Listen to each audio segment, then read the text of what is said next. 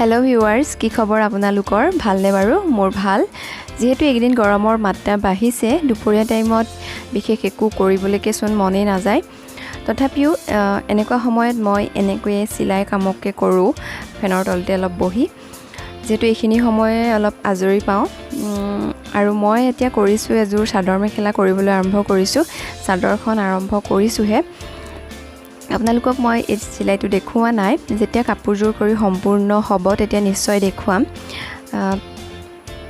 আসলতে এইকেইদিন মই তেনেকে এটা ব্লগ ভিডিও বনাবলৈ হলে সিৰিয়ালি দিয়া যায় ভিডিও বা দিনটোৰ কাম কৰা কোন কি কৰো কিন্তু মোৰ তেনেকে ভিডিও বনাবলৈ অলপ অসুবিধা হয় যেটো লৰাটো সৰু আৰু মই টাইম কভাৰ কৰিব নোৱাৰো সেই কাৰণে মই যিখিনি ৰেকৰ্ডিং কৰো সেইখিনিৰে এটা ভিডিও লৈ আহিছো আশা কৰো আপোনালোকে ভিডিওটো ভাল পাব আৰু এটা দুপৰীয়া মই সেইখিনি কৰাৰ পাছত আবেলি কিবা এটা খাবৰ হ'ল আৰু আজি মই লৈছো পিঠা বনাবলৈ যেটো মোৰ ওচৰত অলপমান পিঠাগুৰি আছিল আৰু ভাবিছো এইখিনি বেয়া হৈ যোৱা আগতে মই কিবা এটা কৰি এইখিনি খাব পৰা কৰো সেই কাৰণে এইখিনি যেটো বাটিখিনি আছিল সেইখিনি হৈছে ভাতৰ চাউলৰ পিঠাগুৰি মানে যিখিনি আমি ভাত খাওঁ সেইখিনি চাউলৰ আৰু এতিয়া মই তাত দিছো অলপমান বৰা চাউলৰ পিঠাগুৰি এইখিনি আগতে খুন্দা শুকুৱাই ৰখা আৰু এই পিঠাগুৰিখিনিত মই অলপমান নাৰিকল দিম নাৰিকলখিনি ফ্ৰেছ নাৰিকল হয় এইখিনি মই কুলাখিনি অতৰাই মিক্সিত দি লৈছো শুকুৱা নাৰিকল নহয়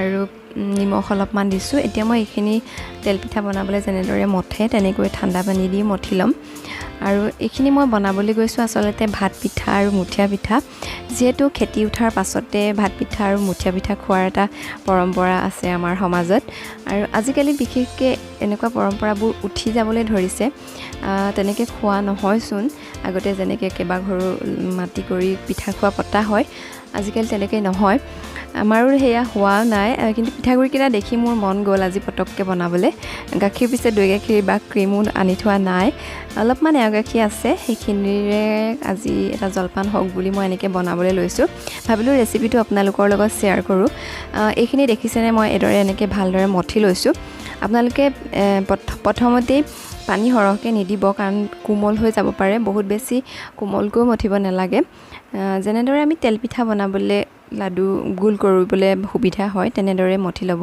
ইয়া দেখিছেনে মই এদৰে এটা লাডু বনাই লৈছো আৰু এইখিনি বনাবলৈ মই কেৰাহীটোত পানী বহাই দিছিলো আৰু এইখিনি উতল আহিছে আৰু পানীখিনি যেতিয়া ভালদৰে উতল আহিব পানী অলপ হৰহকৈ দি লব মই বহুত বনোৱা নাই কাৰণ পিঠাগুৰি কমকে আছিলে সেই কাৰণে আৰু এতিয়া পিঠাগুৰিখিনিত মই এখন চালনীৰ সহায়ত এদৰে চালি দেখিছেনে ভিডিঅ'ত দেখুৱাৰ দৰে বনাই যাম আৰু এইখিনি কয় ভাত পিঠা মুঠিয়া পিঠা আপোনালোকে হয়তো খাই কেনেকৈ বনাই মোক জনাবচোন পিছে আগতে মই চালনীত কৰিছো চালনী মানে এখন চৌ কাৰণে এখন সৰু চালনী আছিল আমাৰ ঘৰত খৰাহি এটাই হতি আৰু কিন্তু সেইখনত এটা সুবিধা হৈছে বনাবলৈ আগতে কিন্তু আমাৰ আইতাহতে এখন ভাত পিঠা বনোৱা চালনী থাকে তাত বাওগিটা দীঘলকে দিয়া থাকে আৰু কেৰাহীটোত বহাই লয় আৰু চালিবলৈ সুবিধা হয় এতিয়া মই এখনতে কৰিছো আৰু দেখিছে আপোনালোকে তললে দীঘলকে ভাতটোৰ দৰে পৰি গৈছে আৰু পানীত সিজি উপঙি যাব আৰু সেই কাৰণে হয়তো ভাত পিঠা বুলি কোৱা হয় যেহেতু ভাতটোৰ নিচিনা হয়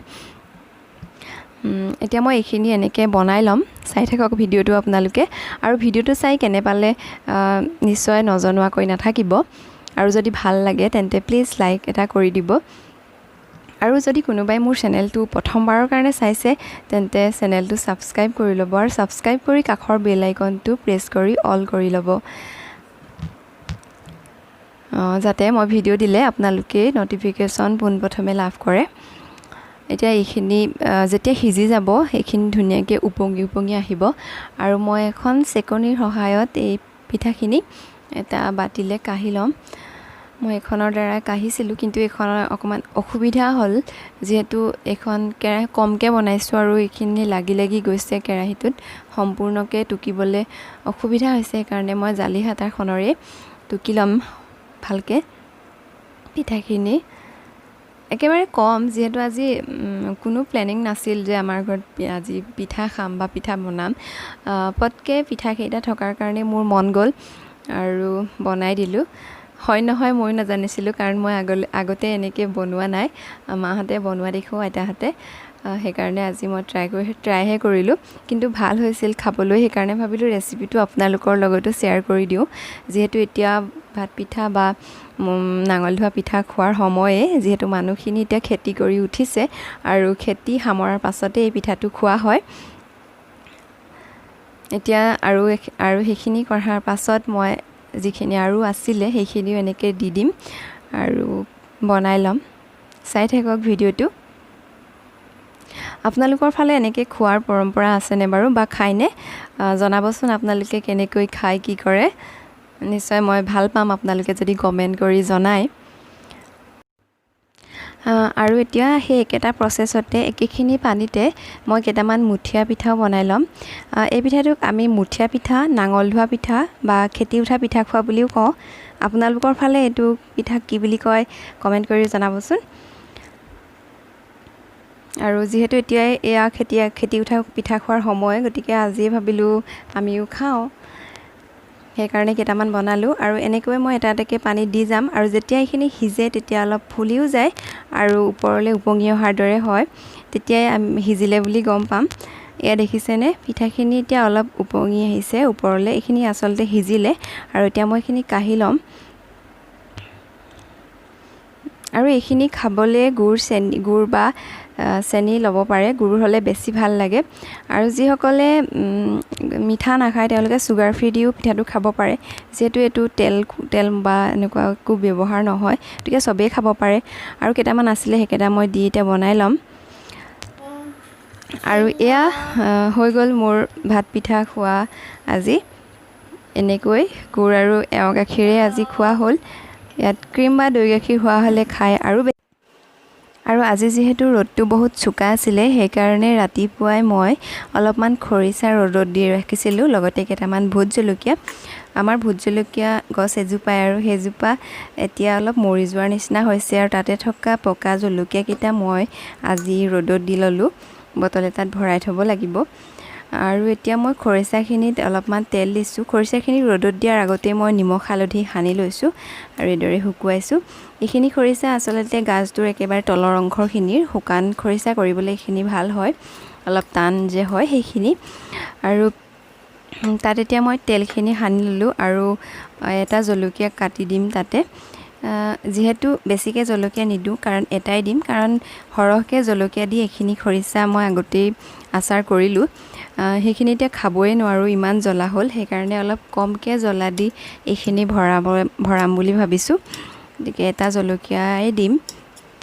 এনেদৰে কাটি লৈ আচাৰখিনিৰ লগত ভালদৰে মিলাই বটল এটাত ভৰাই থ'ম।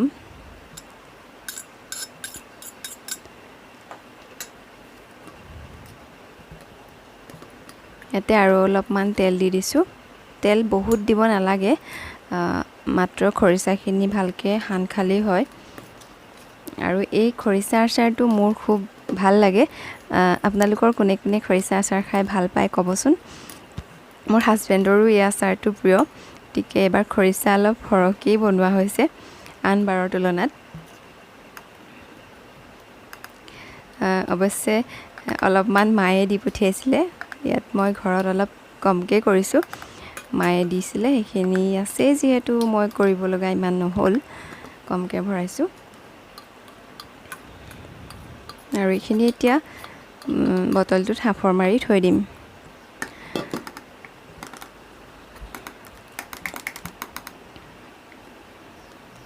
আৰু বাকী থকা ভোট জলকীয়াকেইটাও মই একে হাতে কাটি ল'ম টুকুৰা টুকুৰ কৰি, আৰু বটলটোত ভৰাই থ'ম। ভোট জলকীয়া কাটোতে আপোনালোকে এনেকৈ ঠাৰিটোত ধৰি ল'ব, তেতিয়া বিশেষ ভয় নাথাকে হাতত লগা বা কিবা। যদি আগতেই ঠাৰিটো চেঙি পানী ৰ'দত দিয়ে তেতিয়া কাটিবলৈ অসুবিধা হয়। ঠাৰিটো থাকিলে কাটিবলৈ মই সুবিধা পাওঁ। আৰু এইখিনি এতিয়া বটলটো ভালদৰে ধুই শুকুৱাই ৰাখিছিলোঁ, সেইটোতে ভৰাই থ'ম। পানী অলপমানো থাকিবলৈ দিব নালাগে, পানী থাকিলে জলকীয়াখিনি বেয়া হৈ যায়। আৰু ইয়াতো মই অলপমান মিঠাতেল, কেঁচা মিঠাতেল দি থৈ দিম।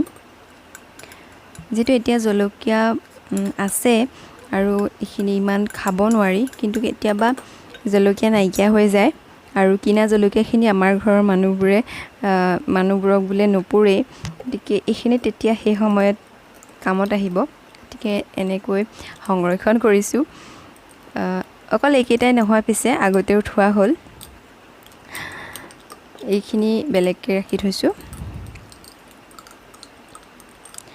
আৰু এয়া হৈ গ'ল মোৰ